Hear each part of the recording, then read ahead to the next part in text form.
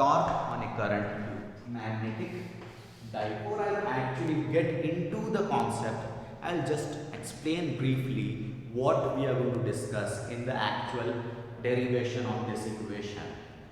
So let us say there is a magnetic pole, this is a north pole, and then there is a south pole which are facing each other. The magnetic field lines, they are going to be like this.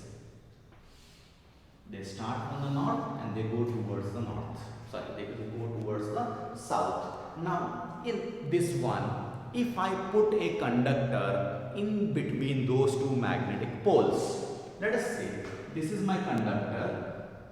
I am just showing the cross-sectional area of that conductor. It is going into the plane of the board. Again, it is the same basic fundamental Fleming's left hand rule. So, this is going to be like this. The force is going to be in the downward direction. And the current is going into the plane of the board. The magnetic field is going from left to right. The force is going to be in the downward direction. Current is coming out of the plane of the board. Now, if the current is coming out of the plane of the board, again I am going to go back to the Fleming's left hand rule and I am going to apply this. The current is coming out of the plane of the board. The magnetic field is from left to right. The force on this conductor is going to be acting in the upward direction. So this will be the force. Previously, when I had the conductor here, the force was in the downward direction. Let us take this as F1 and this as F2. The current is going here and the current is coming out from here. So if I see the cross section of these two conductors, it is what is going to be visible on this one.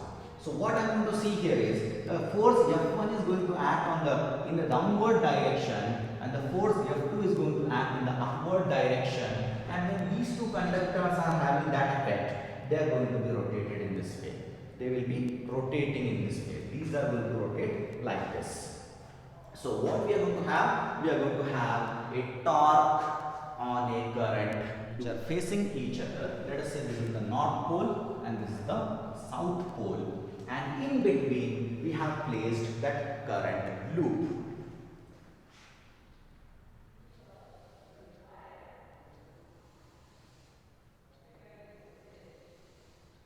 Let us say this is our current loop. So I am going to label this as the current I. The same current I is going to come out from the other side. Now for simplicity, I am going to label this side as A, B, C and D. There will be some mechanism of making the current to flow in the conductor, and for that we are going to have two brackets. One of the bracket is going to be connected to one side of the conductor, the other bracket is going to be connected to the other side of the conductor, and they will have something which is called as a brushing contact. Brushing contact means it is going to be connected, it is going to remain in touch with the conductor, but it is not going to be a fixed connection. It is not going to be a permanent connection. And one side of this slip ring will be connected to one side of the battery, the other side is going to be connected to the other side. So let us say this is the positive side and this is the negative side. So this current will flow to the left side of the bracket and it goes like this and it comes out from this and is going to complete the circuit, and the current is going to be flowing across the loop, and this loop is placed inside a uniform magnetic field. There will be a magnetic field which is going from left to right. Let us say this is the direction of my magnetic field. Already have shown how the current is flowing, and when the magnetic field is going to be present, there will be a downward force which is going to be acting on this AB part of the conductor. So AB force it is going to be in the downward direction. So I can take it as F1. That is the first force. Similarly, if I look into this side of this conductor, which is the CD part of the conductor, the magnetic field is again from left to right. The current is going to be, so the current is coming out of the board, the force is going to be in the upward direction. So this I am going to label it as F2. and these two forces, because they are going to be with the same magnetic field and the same current, the forces F1 and F2 will be same. They will be having equal magnitude. The only difference is they are going to have the opposite direction. AB will be equal to CD, and this will be labeled as a small letter b. That is the length of this conductor which is facing the north pole and the length of this conductor which is facing the south pole, that is equal to the small letter b.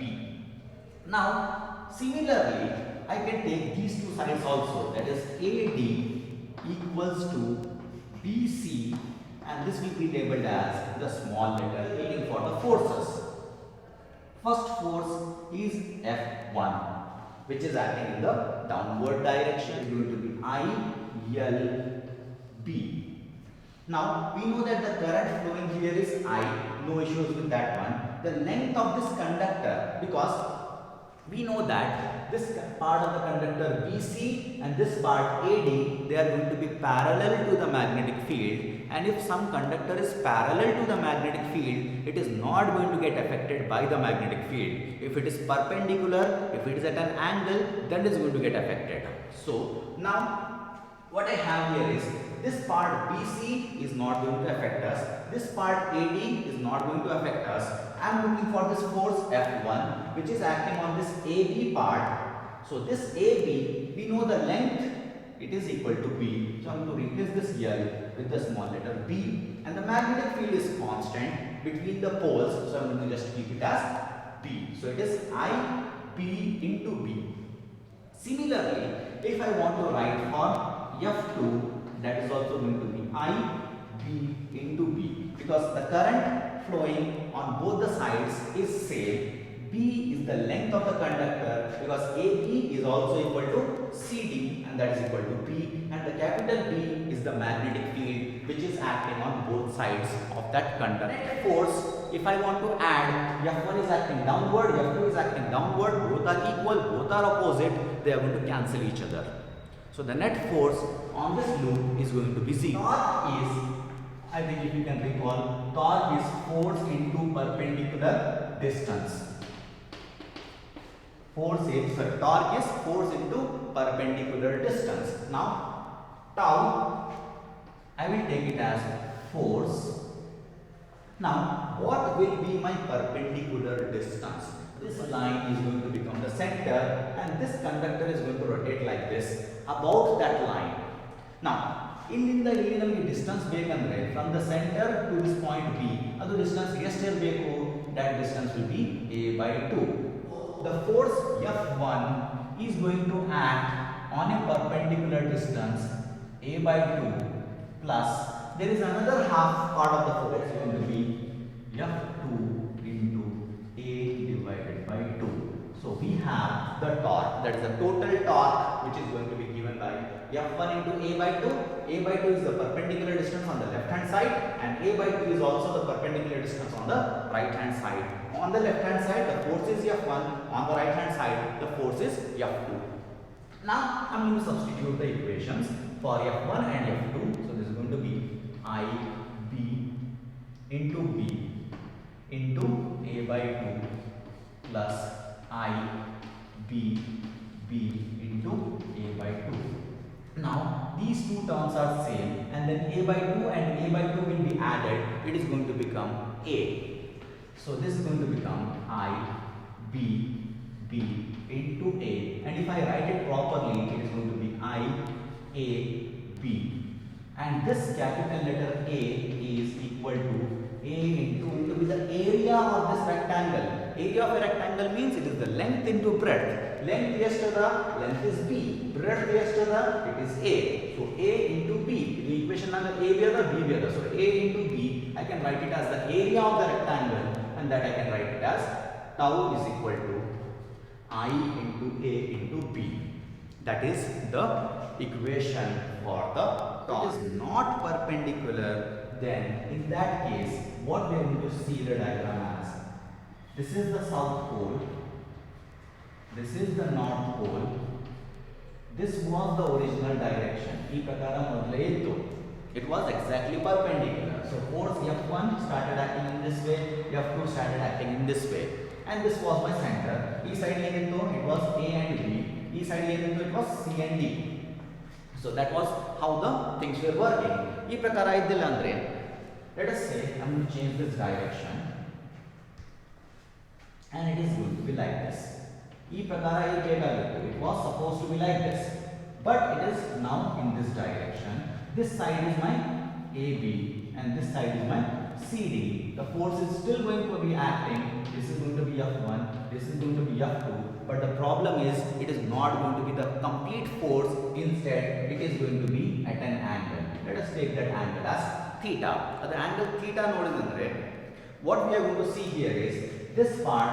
If it is at an angle, it needs to be resolved. Adu resolve cos theta, and this is going to become sin theta, and that perpendicular distance is always going to be a vertical, so it will be a sin theta. So where we are going to use that sin theta? That sin theta will be used with this letter a by 2. It is going to be equal to I b, and then it will be a cos theta, sorry, a sin theta. That is the perpendicular distance.